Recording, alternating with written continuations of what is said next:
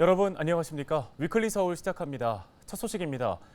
내년 총선을 앞두고 김포시의 서울 편입이 수도권의 중요한 이슈로 떠오른 가운데 그동안 편입과 관련해 말을 아끼던 서울시가 공식 입장을 밝혔습니다. 오세훈 서울시장은 김포시의 서울 편입에 대해 깊이 있는 연구를 시작하겠다고 밝히고 6일 김포시장을 만나 편입과 관련한 논의를 진행하기로 했습니다. 김호 기자의 보도입니다. 김포시 서울 편입과 관련해 침묵하던 서울시가 공식 입장을 밝혔습니다. 오세훈 서울시장은 기자 설명회를 통해 오는 6일 김병수 김포시장을 만나 서울 편입에 대한 정확한 목표와 의도를 파악한 뒤 판단하겠다고 전했습니다. 김포시가 어떤 의미에서 어떤 목표를 가지고 서울시 편입을 추진하고 계시는지 일단 들어보고 그 뜻을 정확히 파악하고 판단해 보겠습니다. 또 김포시의 뜻과는 별개로 김포시 서울 편입이 서울의 미래에 어떤 도움이 되는지, 서울 시민의 삶에 얼마나 도움이 되는지 본격적인 연구를 시작하겠다고 밝혔습니다. 서울시의 미래 도시 경쟁력에 어떤 도움이 될 것이냐, 어떤 역기능이 있을 것이냐, 또 서울 시민들의 삶의 질 향상에 어떤 도움이 될 것이냐, 어떤 부작용이 있을 것이냐, 이런 것에 대해서 매우 깊이 있는 연구를 시작해 보겠습니다. 김포시 등 서울 주변의 도시를 서울로 편입하는 메가시티 구상에 대해서는 내년 총선 등 민감한 시기인 만큼 신중한 접근이 필요하다며 운을 뗐습니다. 그러면서 도시가 생성되고 발전하고 확장돼가면서 주변 도시와 경계가 이어지는 도시 연담화 현상은 자연스러운 현상이라며 서울 집중화 논란에 대해서는 선을 그었습니다. 자연스럽게 이루어지는 이 도시 연담화 현상을 행정체계 개편으로 담아내는 작업은 사실은 굉장히 중요한 작업입니다. 내년 총선을 앞두고 이슈로 떠오른 김포시 서울 편입. 수도권 민심을 잡는 여당의 묘수가 될지, 민심을 잃는 자충수가 될지 관심이 모아지고 있습니다. 헬로티비 뉴스 김호입니다. 은평구 녹번동에 있는 서울혁신센터가 오는 12월에 문을 닫습니다. 서울시가 혁신파크 부지에 강남 코엑스와 맞먹는 이른바 경제문화타운을 조성하기로 했기 때문인데요. 현재 혁신파크 부지 개발을 위한 구체적인 사업화 방안 수립 용역이 진행 중입니다. 하지만 일부 지역 주민과 시민단체는 대규모 개발 사업으로 시민들의 휴식 공간이 사라지게 됐다며 반발하고 있습니다. 손성혜 기자가 취재했습니다. 서울 혁신파크 본관입니다. 한쪽 구석에 사무실 집기가 쌓여 있습니다. 텅 빈 공간에 복도불만 켜져 있어 을씨년스럽기까지 합니다. 한때 200개가 넘는 단체가 있었지만 혁신파크 폐쇄를 앞두고 대부분 떠난 상황입니다. 이주민 사회적 협동조합 양미자 대표도 새 사무실을 찾고 있습니다. 이주민 사회적 협동조합은 이주 여성과 지역 주민을 대상으로 다양한 교육 사업을 하는 곳입니다. 근데 이제 장소를 저희가 정하지 못하는 이유는 이분들이 주변에 계신 분들이 오시기 때문에 이분들 때문에 사실 장소 옮기는 것이 선뜻 나서지지가 않는 거죠. 서울혁신파크는 지난 8년간 사회적 기업과 협동조합, 시민단체 등의 공간을 제공했습니다. 서울이라고 하는 도시는 굉장히 큰 도시고요. 굉장히 다양한 문제들이 있습니다. 근데 이제 그런 문제들을 기존의 방식이 아니고 조금 더 새로운 정책이나 사업을 통해서 해결하려고 하는 것을 이제 우리는 이제 혁신 정책이라고 불렀고요. 그런 혁신 정책을 고민하고 또 그 혁신 정책을 실행할 수 있는 주체들이 모인 일종의 클러스터로서 고민했던 것이 혁신파크라고 부를 수 있습니다. 서울시는 지난해 12월 이곳 혁신파크 부지에 1조 5천억 원대 사업 계획을 발표했습니다. 60층 규모의 랜드마크 빌딩과 대형 쇼핑몰, 주거단지, 취창업시설 등을 조성한다는 계획입니다. 대규모 개발 사업에 대한 지역사회 시선은 엇갈립니다. 은평구와 지역 정치권, 주민들은 일자리 창출 등 지역 발전을 이룰 수 있는 계기라며 반기고 있지만 일부 주민과 시민단체는 공공성 훼손을 우려하며 사업 구상에 문제를 제기하고 있습니다.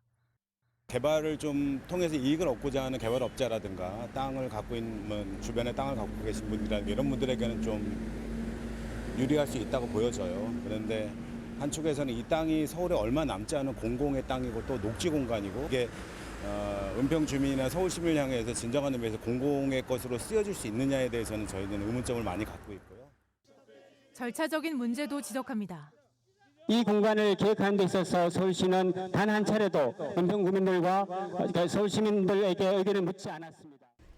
이들은 녹지로서의 가치를 지닌 공공부지를 수익 창출이 우선인 민간 자본에 넘겨서는 안 된다며 입을 모읍니다. 공간의 성격 자체가 지금은 어떠한 조건도 없이 누구나 들어올 수 있고 그렇기 때문에 정말 다양한 존재들이 마주칠 수 있는 공간이 혁신파크였다면 지금의 그 서울시의 개발 정책에 따라서 변화될 혁신파크는 자본과 구매력을 중심으로 하는 공간으로 변모될 가능성이 크고 서울 혁신파크 잔디마당 주변 곳곳에 시민들이 자리를 잡고 앉아 있습니다. 걷기 운동을 하거나 반려견과 산책하는 주민도 보입니다. 여기서 운동할 데가 별로 없어요, 불광동에. 그래서 출근하기 전에 와서 자전거도 타고 걷기도 하고 오늘은 또 어르신들이 맨발 걷기를 해서 운동을 하고 있어요. 혁신파크 야외 공간에서 카페를 운영하는 배민지 씨. 배 씨는 혁신파크 상업개발 반대 주민 서명을 받는 등 공공공간으로서 혁신파크를 지키는 시민활동을 하고 있습니다. 이 공간을 기존에 사용하는 분들도 아쉬운 부분이 있고 또 사용하지 못한 분들도 아쉬운 부분이 있고 근데 그게 어떤 의견 수렴 과정 없이 이제 일방적으로 계획되는 것들이 그 발표가 너무 터무니없이 느껴지는 거죠. 전문가들 사이에선 공공 부분을 미래 자원으로 활용하기 위한 논의가 부족하다는 지적이 나옵니다. 미래 도시계획이나 혹은 닥쳐올 예를 들어서 주거 문제든 다른 문화산업과 관련된 문제든 계속해서 그런 상황들에 대응하기 위해서는 공공의 토지들을 일정 부분 계속 확보하고 있어야 되는 건 굉장히 중요하거든요. 몇몇 공공기관이 활용할 수 있는 전문가에 의해서 도시계획이 이루어지는 것이 아니라 좀 더 시민 참여 도시계획을 통해서 방향을 설정하고 대안을 제시해야 된다라는 게 기본적으로 좀 이 혁신파크 논의에 있어서 중요한 쟁점이 돼야 되지 않을까 싶어요. 서울시는 2025년 착공을 목표로 혁신파크 부지개발 사업 구체화를 위한 용역에 착수한 상황입니다. 일부 시민들의 반발과 관련해선 혁신파크 부지를 임시 활용하겠다는 계획을 내놨습니다. 착공 전까지 약 2년 동안 일부 공간을 공원으로 만들어 시민들에게 개방하겠다는 겁니다. 하지만 일부 주민과 시민단체는 지속 가능한 공공의 공간을 요구하고 있어 혁신파크 부지 재개발을 둘러싼 주민 반발과 갈등은 계속될 것으로 보입니다. 헬로티비 뉴스 손성혜입니다. 부상 등 여러 가지 이유로 프로리그에 진출하지 못한 축구 선수들을 위해 독립축구단이 운영되고 있습니다. 하지만 후원사가 없어 팀 운영은 늘 어렵기만 한 실정인데요. 그런데 최근 양천구가 국내 최고의 독립축구단인 TNT-FC 지원에 나섰습니다. 꿈을 향해 나아가는 어린 축구 선수를 돕는 것은 물론 지역을 연고로 한 스포츠팀을 통해 주민 화합을 이끌어내겠다는 계획입니다. 김호 기자입니다. 양천의 한 축구장. 선수들의 훈련이 한창입니다. 패스를 주고받고 몸싸움을 하며 실전과 같은 훈련이 펼쳐집니다. 프로팀과의 연습 경기를 위해 몸을 만들고 있는 선수들은 독립축구단인 양천 TNT-FC입니다. 부상 등 여러 이유로 프로 진출에 실패하거나 대학 진학을 포기한 젊은 선수들이 프로 선수를 꿈꾸며 재기를 노리는 곳입니다. 상위 리그랑 경기 뛰는 게 일단 제가 대학에 있는 것보다는 훨씬 더 많은 경험이 되고 또 여기 형들도 상위 리그 경험이 있는 형들이 있기 때문에 뭔가 좀 더 수준 높은 훈련, 좋은 세션들이랑 같이 훈련하게 되다 보니까 좀 제가 경험할 수 없던 것들을 많이 경험하면서 되게 성장이 좀 많이 된 것 같아요. 하지만 독립축구단은 후원사 없이 선수들의 회비로 운영되다 보니 어려움이 많습니다. 특히 축구장이 없어 이곳저곳을 옮겨 다니며 훈련을 해야 합니다. 이처럼 어려움을 겪고 있는 독립축구단을 위해 양천구가 후원자로 나섰습니다. TNT-FC와 연고 협약을 체결한 양천구는 축구장 사용 지원을 시작으로 지원폭을 점차 확대할 계획입니다. 조금만 지원을 해주면 얼마든지 성장할 수 있는 팀이란 가능성을 받고 특히 이제 이 TNT-FC가 프로로 바로 진입하지 못하는 선수들을 훈련시키는 하나의 중간의 과정 그다음에 선수들의 재기 과정을 돕는다는 점에서 아주 훌륭한 목적을 갖고 있어서 양천구의 도움으로 TNT-FC는 새로운 꿈을 꾸게 됐습니다. 지난 2014년 출범 이후 180여 명의 선수를 프로와 세미프로에 진출시키는 등 프로 사관 학교로 이름을 날린 TNT-FC는 자치단체의 든든한 후원을 받게 되면서 이제는 주민에게 사랑받는 팀으로 거듭나게 됐습니다. 이제는 우리나라 사회도 이제 축구의 즐거움을 조금씩 다들 알아가시는 것 같은데 우리 지역 양천구민들에게 그 기쁨을 좀 공유하고 싶고 또 나아가 그로 인해서 이제 구민에게 사랑받는 팀으로서 이 팀이 뭐 세미프로 혹은 그 이상까지 발전할 수 있다면은 저희의 역할 또 저희의 꿈이 이루어지지 않을까 그렇게 생각이 됩니다. TNT-FC는 연말까지 공개 테스트를 통해 새롭게 선수단을 구성합니다. 또 구단의 세미프로화를 위해 축구 통합 플랫폼인 고알레와 파트너십을 체결하는 등 다양한 스폰서십을 추진하고 있습니다. 프로의 꿈을 잠시 접은 축구 미생들은 양천구청의 지원으로 내후년부터 4부 리그에 도전장을 던지면서 축구 완성으로의 도약을 꿈꾸게 됐습니다. 헬로티비 뉴스 김호입니다. 고연호 전 민주당 은평을 지역위원장이 내년 4월에 실시되는 국회의원 선거에서 은평구 을 지역구 출마를 선언했습니다. 고 전 위원장은 1일 자신의 사무실에서 기자회견을 열고 지역 발전을 위해 총선에 출마한다며 포부를 밝혔습니다. 대한민국 민주주의 회복과 전쟁이 없는 평화로운 한반도를 이룩하고 고금리, 고환율, 고물가로 신음하는 민생을 살리고 수십 년간 정체되어 온 은평의 발전을 견인해 내기 위해 제22대 국회의원 선거 은평을 지역에 출마를 선언합니다. 고 전 위원장은 서북부 지역 교통난 해소, 북한산 케이블카 설치 등을 주요 공약으로 내세웠습니다. 프랑스 자연 보존이 잘 되고 있는 이런 나라들에서도 그 역으로 케이블카가 가장 많습니다. 안전하고 자연에서는 안 되는 방향으로 그 기술 검토를 충분히 할 예정이고요. 고연호 전 민주당 은평을 지역위원장은 2016년 민주당을 탈당했다가 지난해 1월 민주당에 복당했으며 고 전 위원장이 출마를 선언한 지역은 재선인 강병원 의원의 지역구입니다.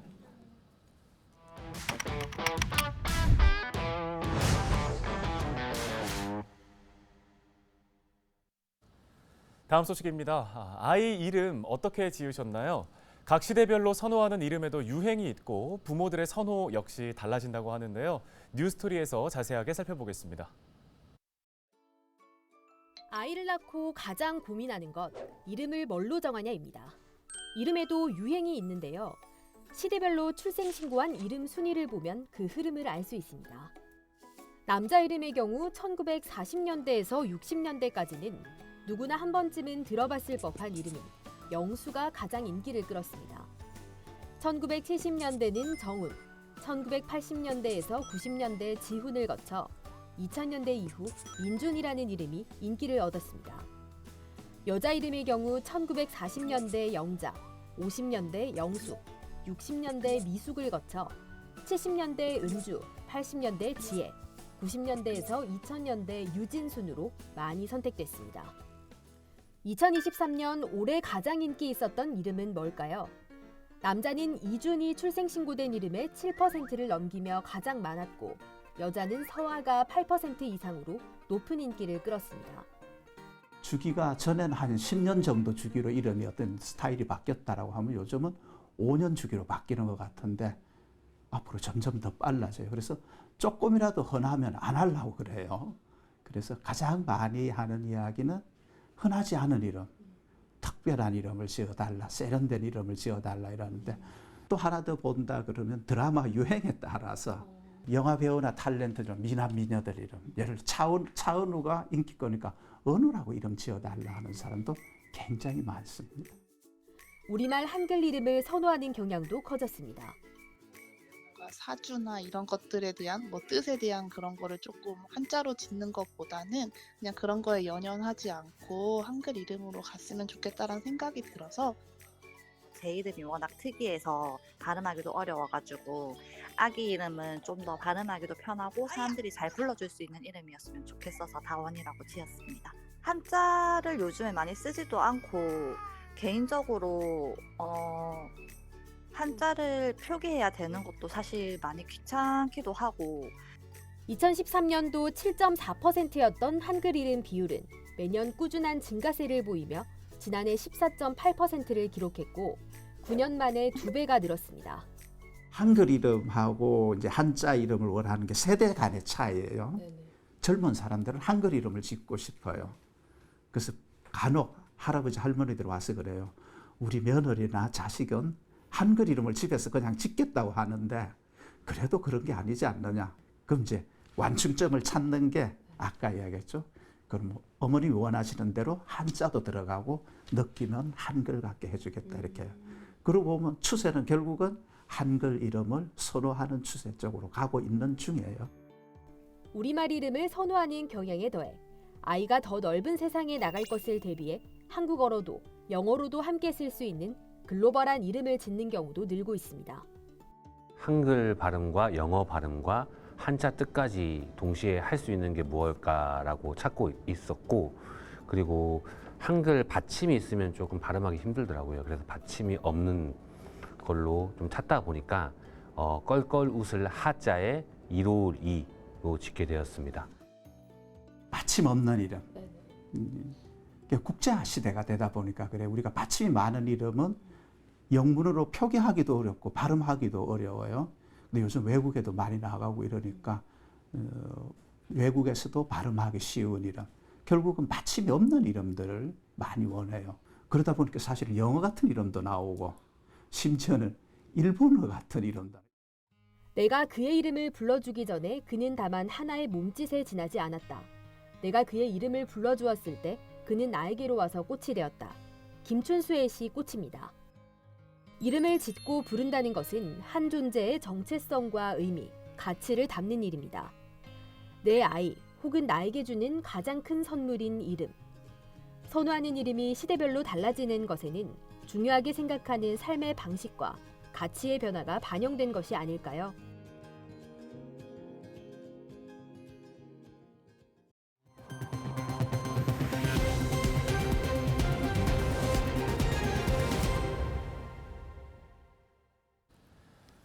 오늘 저희가 준비한 소식은 여기까지입니다. 함께해 주신 여러분 고맙습니다.